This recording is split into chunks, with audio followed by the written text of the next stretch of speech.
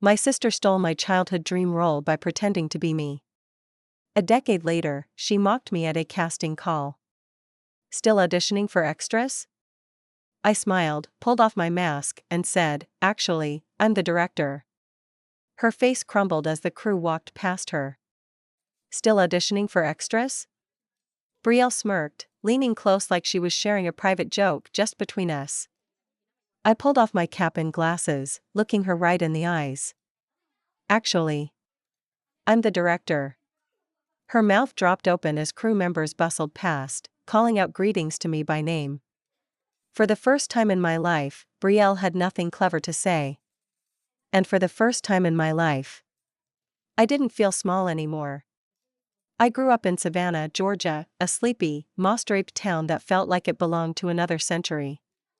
It was just me, my parents, and my little sister Brielle.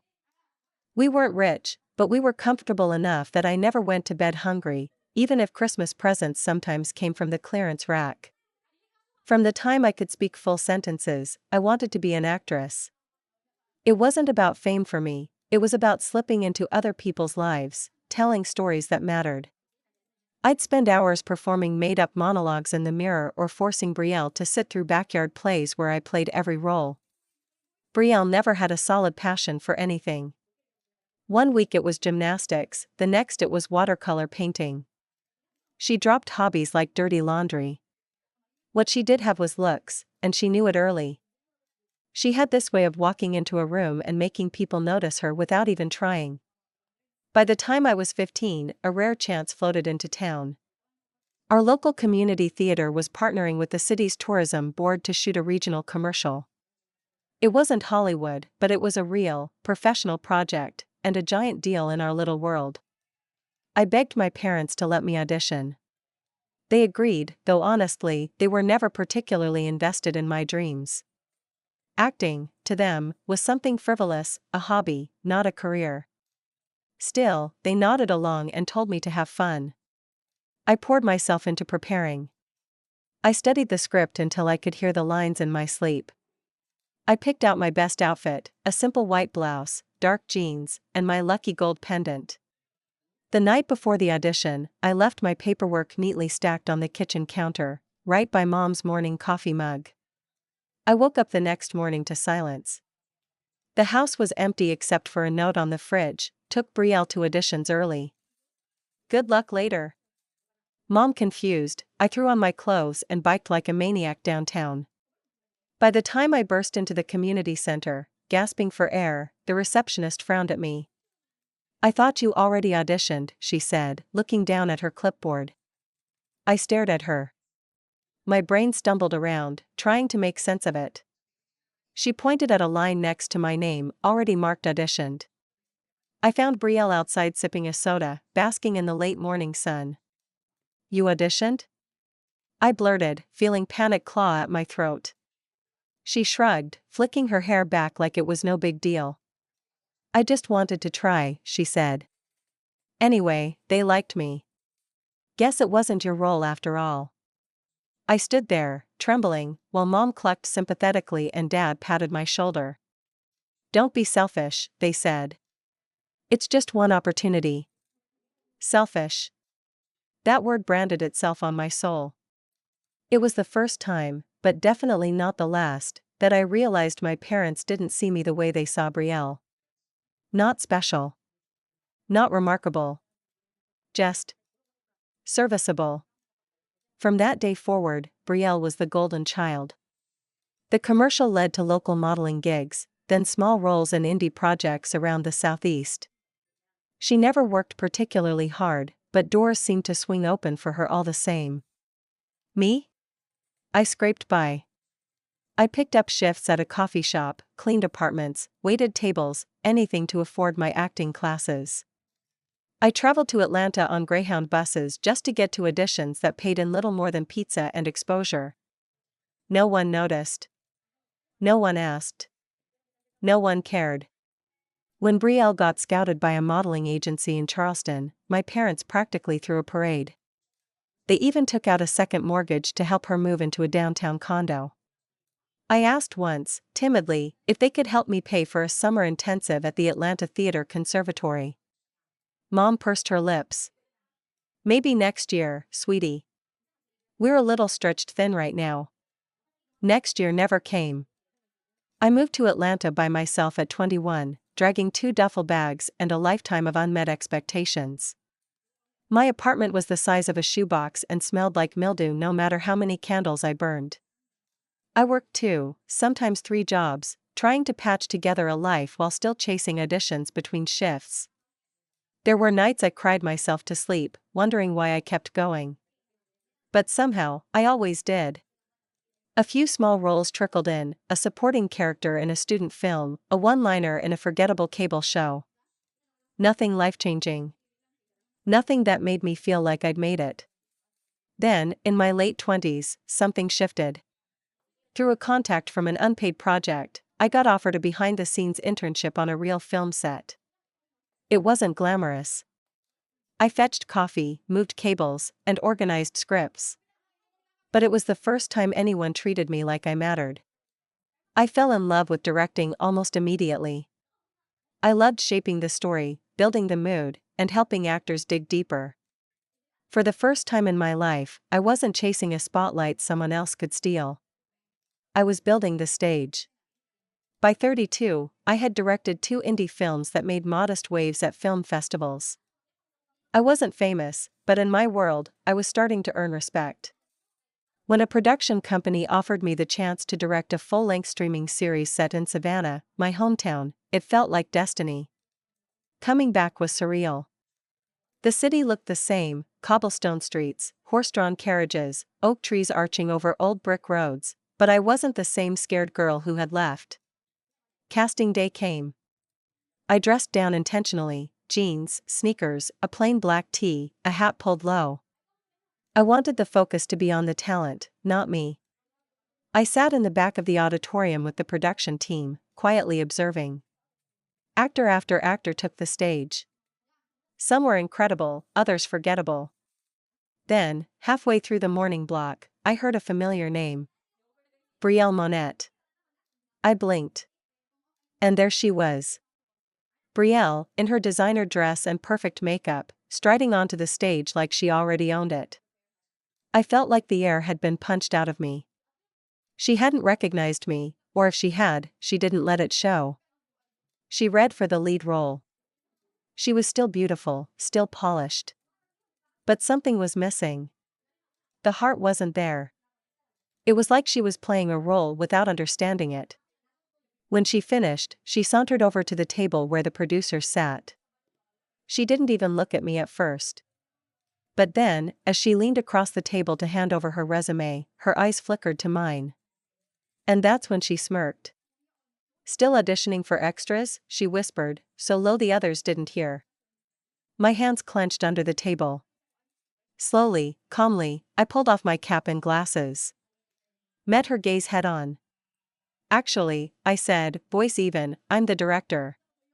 The color drained from her face. Her jaw worked soundlessly as crew members bustled by, greeting me warmly. "Morning, Anna. You crushed it yesterday, Anna." Brielle blinked like she was seeing me for the first time. For once, she had no witty comeback. No superior smirk. Just stunned silence. Brielle blinked rapidly, as if she could somehow undo what she'd just heard. Her hand, still holding her headshot and resume, hovered awkwardly in the air before slowly retreating to her side. She shifted her weight, glancing nervously around the room. When she finally spoke, her voice was thin, almost childlike. I didn't realize," she said, barely above a whisper. I gave a tight, polite smile, the kind you reserve for strangers who bump your cart at the grocery store and barely mumble an apology. No anger. No satisfaction.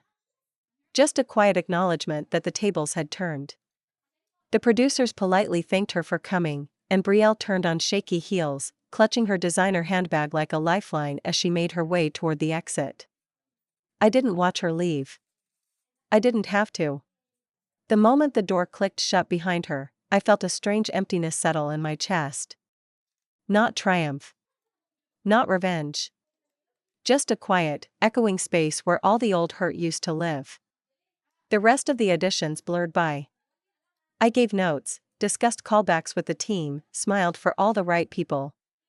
Outwardly, I was the picture of professionalism. Inside, my stomach churned. Later that evening, after the crew had packed up and the theater fell silent, I found myself sitting alone in the front row, staring up at the empty stage. My phone buzzed. Unknown number. I stared at it for a moment before answering. Anna? Brielle's voice, small and unsure. I didn't say anything. I'm sorry, she said quickly. I didn't know it was you. I wasn't. I didn't mean to. She trailed off, realizing how pathetic the words sounded out loud. I could hear her breathing on the other end of the line, quick and shallow, like she was bracing herself for a punch. After a long silence, I finally spoke. You didn't even recognize me, I said, the words tasting strange in my mouth. After all this time. I just thought of you. She stopped herself. You weren't supposed to be here, she finished lamely. I almost laughed. Wasn't supposed to be here. That was it, wasn't it? In her mind, I was still stuck where she left me, some sad girl chasing auditions that would never come.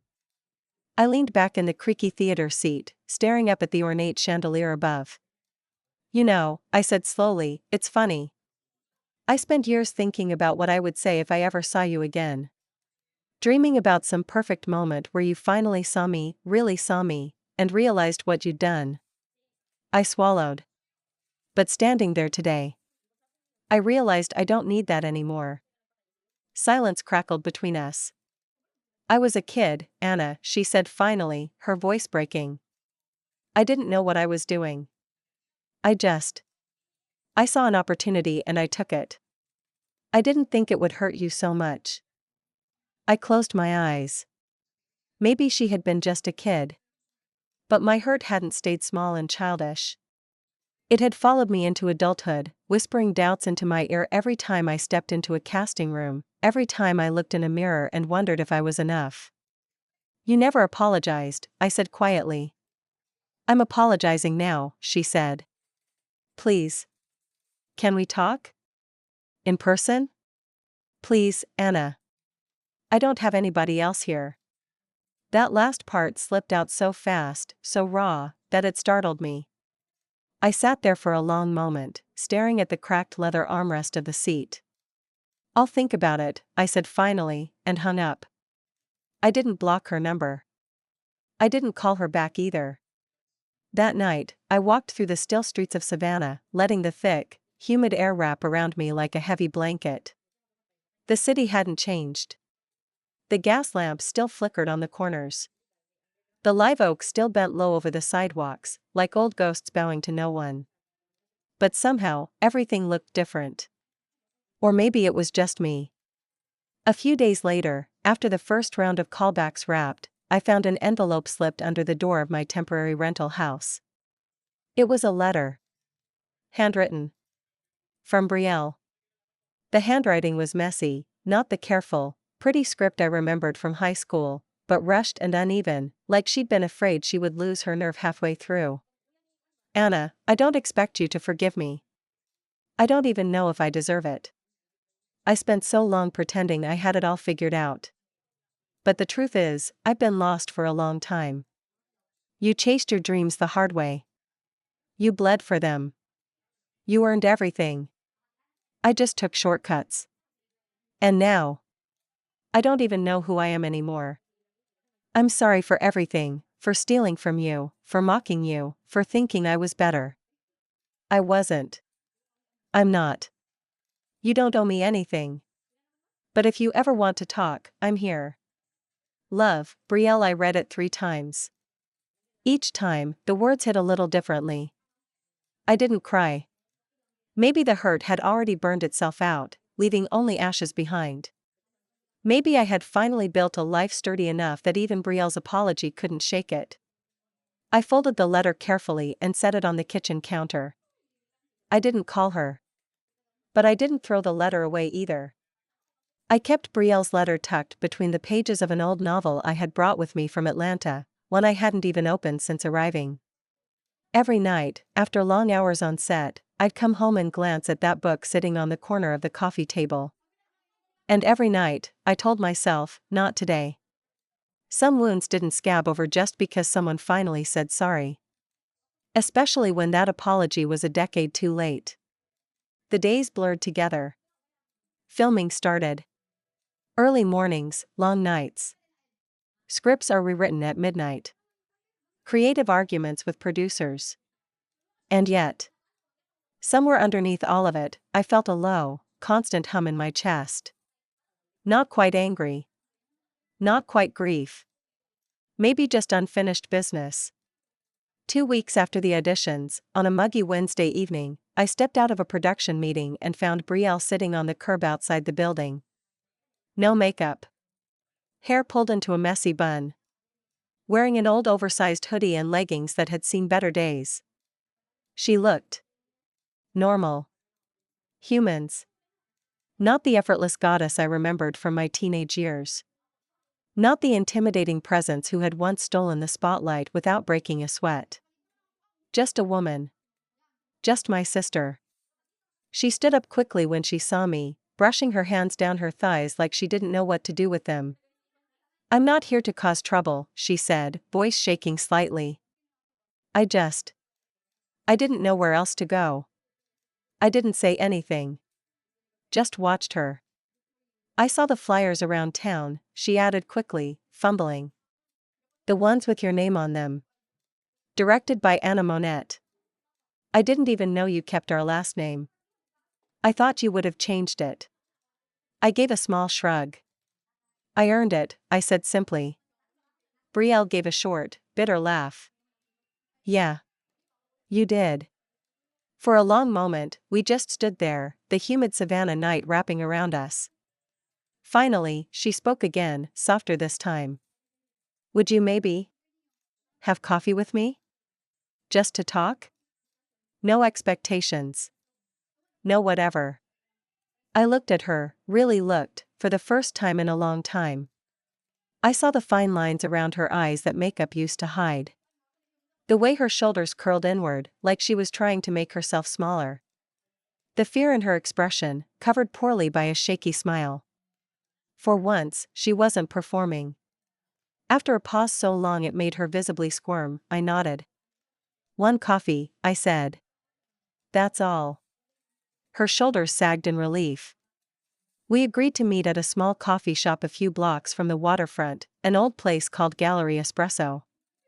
It was one of the few spots in town that hadn't changed since we were kids.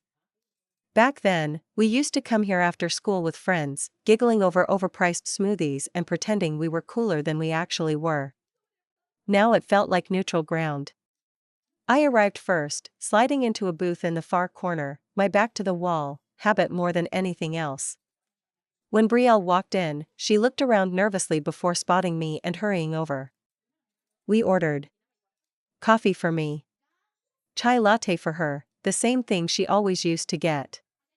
For a minute or two, we just sipped in silence, the old wooden table between us feeling like a barrier.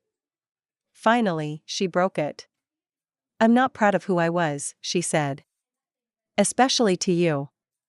I stared into my coffee cup, watching the thin swirl of cream dissolve. "You know what the worst part was?" I said quietly. "It wasn't just that you took the audition.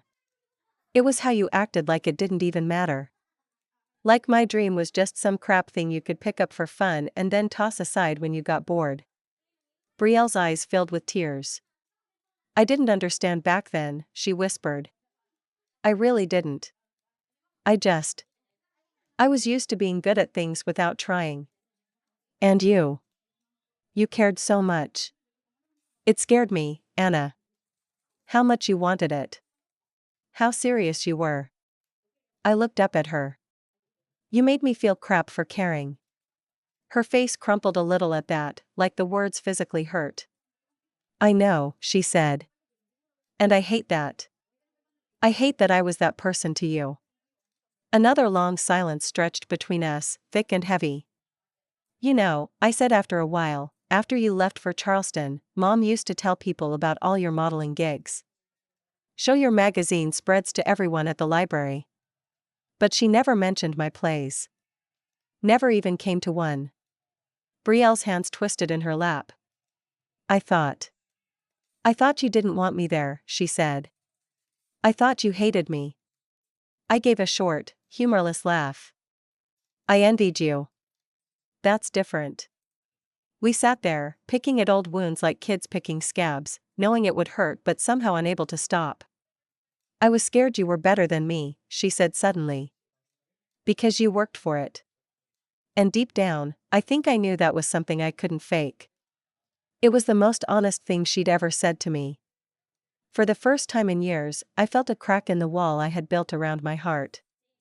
Not forgiveness. Not yet. But maybe. The start of something. Brielle wiped her eyes quickly, trying to regain her composure. I'm not asking you to forget, she said. Or to pretend it didn't happen. I don't want us to be strangers forever.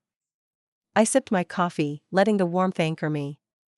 I don't know what I want yet, I said honestly. And for once, Brielle didn't argue. Didn't beg. Didn't push. She just nodded, blinking back tears. That's fair, she said. We sat there until the shop closed, the silence between us growing less sharp and jagged, and more like something fragile trying to heal. When we finally stood to leave, Brielle hesitated. I'm proud of you, Anna, she said softly. Even if I didn't say it back then. Even if I was too crap to see it. I nodded, unable to find words. We walked out into the humid night, not quite sisters again, not yet, but maybe something closer than we'd been in years. In the following weeks, Brielle stayed true to her word. She didn't flood my phone with texts. She didn't push for another coffee or show up uninvited.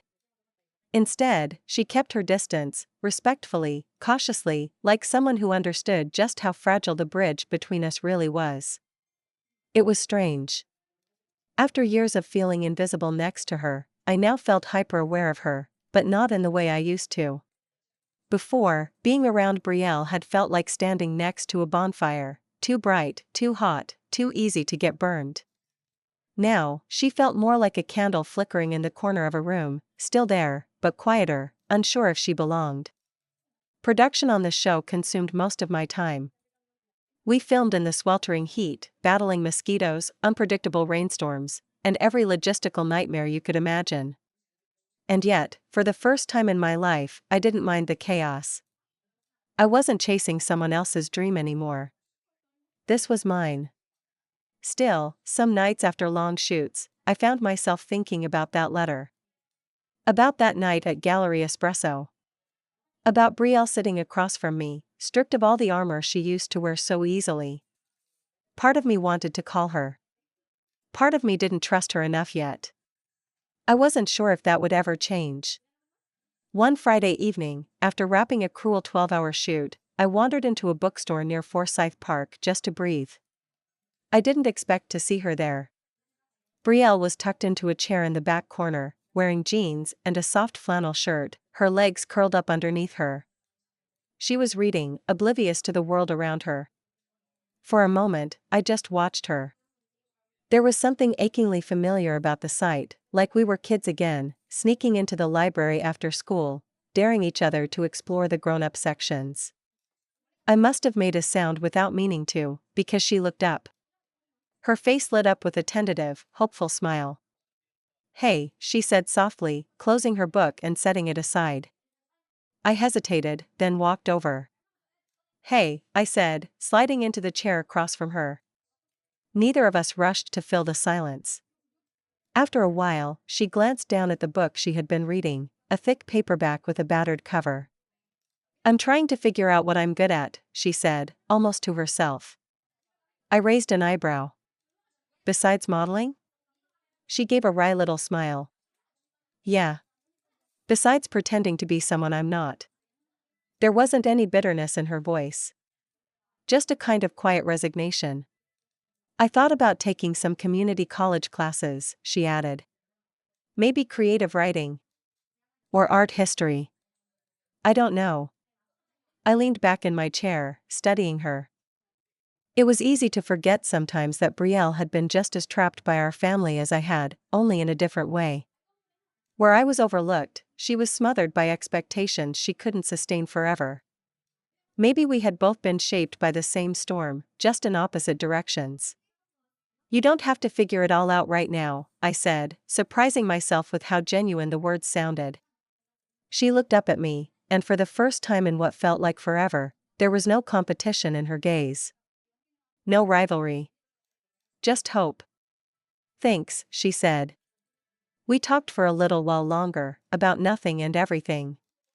Favorite books. Crap childhood memories. The time we got stuck in the attic during a hurricane because neither of us wanted to admit we were scared to climb back down. For a little while, it felt easy. Not healed. Not fixed. But easy. When we finally said goodbye, Brielle hesitated before speaking. I know I hurt you, she said. And I know saying sorry doesn't erase that. She shoved her hands into her jacket pockets, looking suddenly very young. I just hope someday you'll let me be part of your life again. Even if it's just a small part. I nodded, feeling the weight of everything unsaid hanging between us.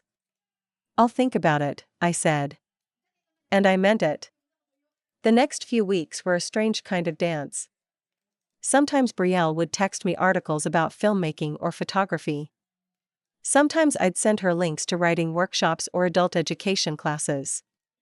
We weren't friends exactly. We weren't the sisters we could have been. But there was something growing there. Something fragile and tentative, like a plant sprouting up through cracked concrete. One afternoon, about a month after our coffee shop meeting, Brielle sent me a text. Would you ever want to come to one of my community writing classes? They're doing an open mic night. No pressure. Just thought it might be nice to have someone there. I stared at the message for a long time. The old version of me, the hurt, angry, abandoned version, wanted to ignore it.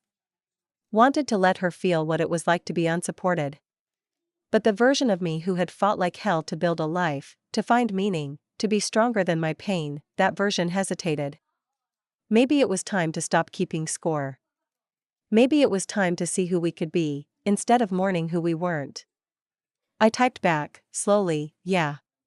I'll come. A simple answer.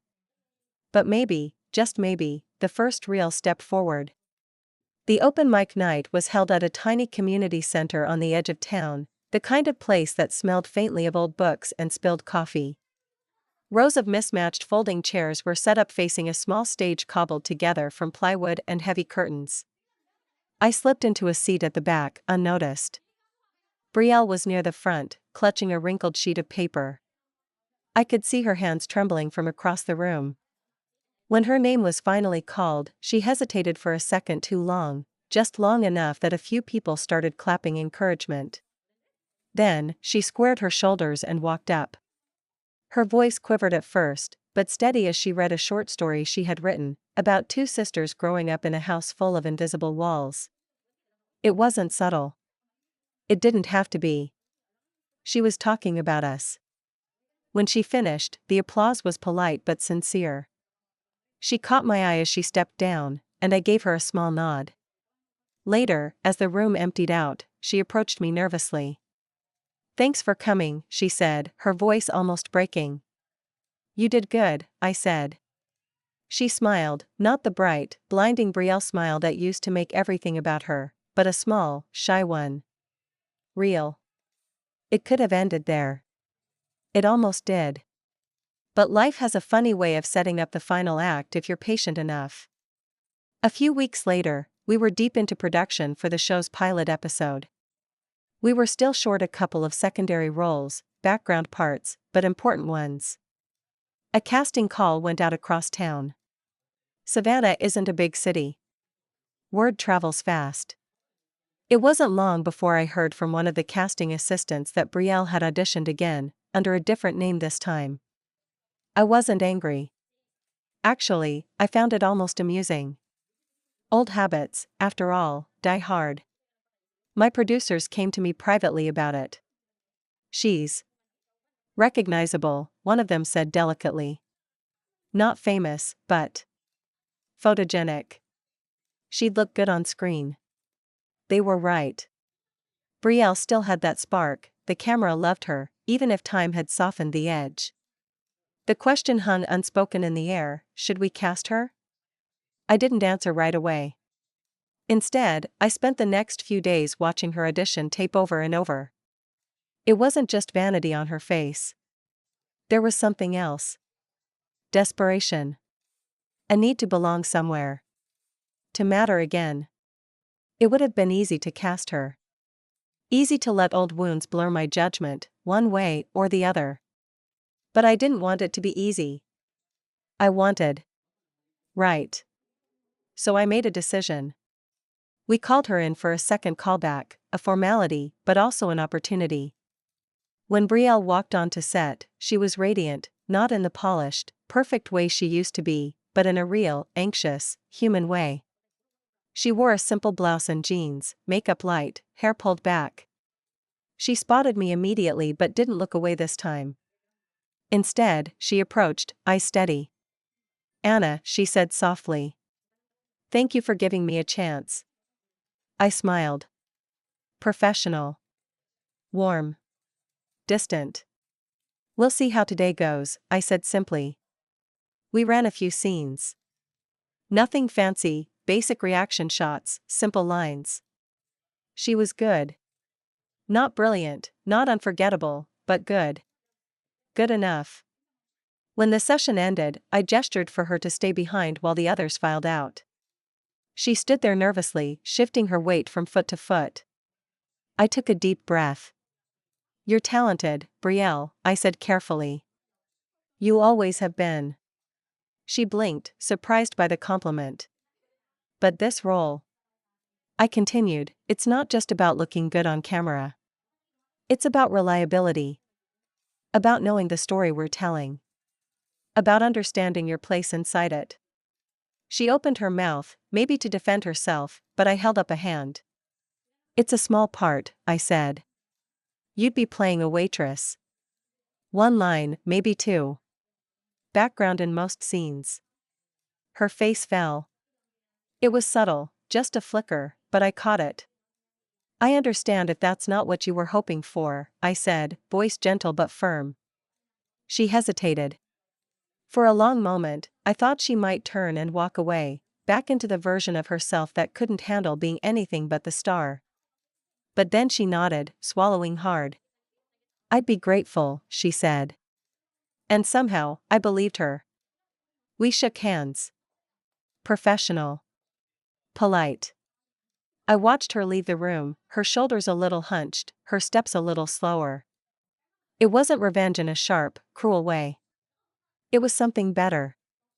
It was showing her what it felt like to start at the bottom. To earn every inch. The way I had to. The shoot days came and went. Brielle showed up on time, hit her marks, delivered her lines. She didn't complain. She didn't cause drama. She was fine. And every day, she watched me, the cameras, the crew, the actors looking to me for direction. The respect I had built for myself. Not because someone handed it to me. Not because of a pretty face or a famous name. Because I had fought for it. Because I had become one. One afternoon, between takes, I caught her standing at the edge of the set, just looking. Watching me work. Watching everyone move around me. She caught my eye across the busy set. There was no envy in her expression. No jealousy. Just something like awe. And maybe a little regret. I gave her a small nod. She nodded back. No words. No grand gestures. Just a quiet, simple understanding. She saw me now. Really saw me. And that, more than any apology, more than any revenge fantasy, was what I had waited for all along.